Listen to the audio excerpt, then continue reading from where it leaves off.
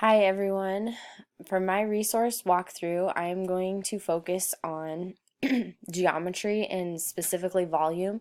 So looking at the Nebraska College and Career Ready Standards, for 5th grade, I'm looking at the geometry one, where students will communicate geometric concepts and measurement concepts using multiple representations to reason, solve problems, and make connections within mathematics and across disciplines. And then in particular, down to the measurement one, where students will perform and compare measurements and apply formulas. And to go even more specific, I'm going to focus on A and B. They're going to recognize that solid figures have volume that is measured in cubic units, and then being able to use the models to measure the volume of rectangular prisms in cubic units by counting cubic units. So for my resource walkthrough, then I was on Learn Zillion, and Learn Zillion has also an English language arts part, but we're in the math part, obviously. I went down here and I clicked on the free videos, which takes me to many math topics, whole numbers, operations with whole numbers, measurement, fractions and decimals, and many more below that. The one I went to in particular was geometry.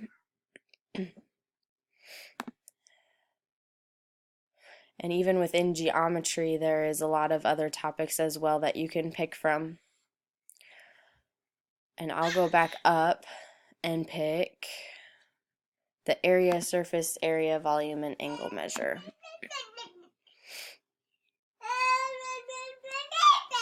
Can hear my daughter talking in the back. Then I went with this volume one, find the volume of a rectangular prism by filling it with cubic units. The other thing about this site is that once you get into a very specific category, they have like the standards for what grade level. This says 6th grade, but I could definitely see using this for 5th graders when we teach volume and go over volume. And then once you finally get to the lesson you want, all it is a short little video clip that describes volume, and it has some nice visuals to go along with it. The ones I looked at were anywhere between 3 and 10 minutes, like the description of the resource said.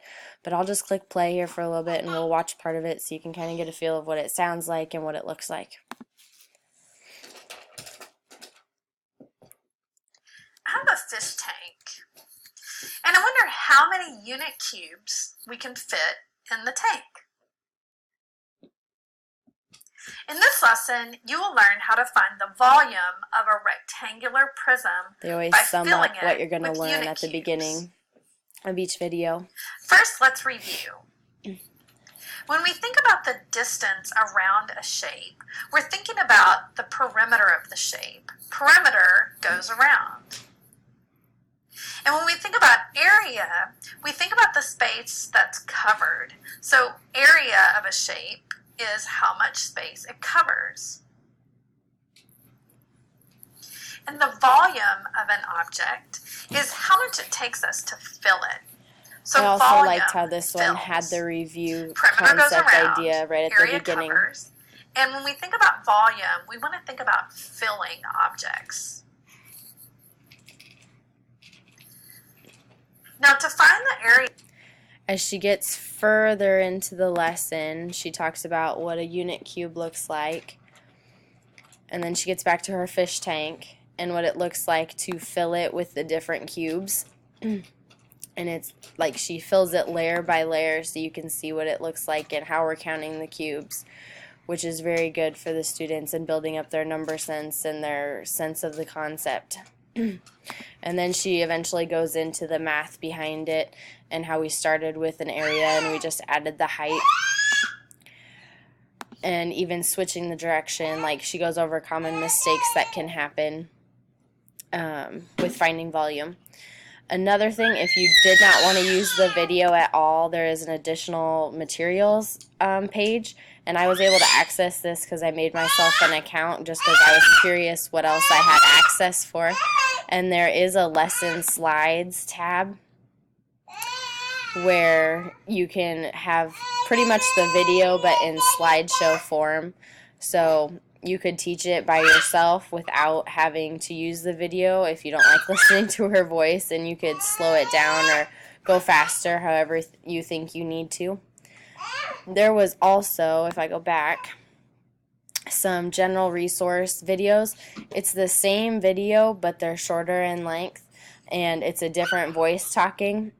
I'm guessing that's so you could differentiate within your classroom if you needed more or if you needed less for your students, or to make it more difficult as well. So those are also resources available. Every video also has a little about thing. It's usually just one little sentence describing what the video is going to be about.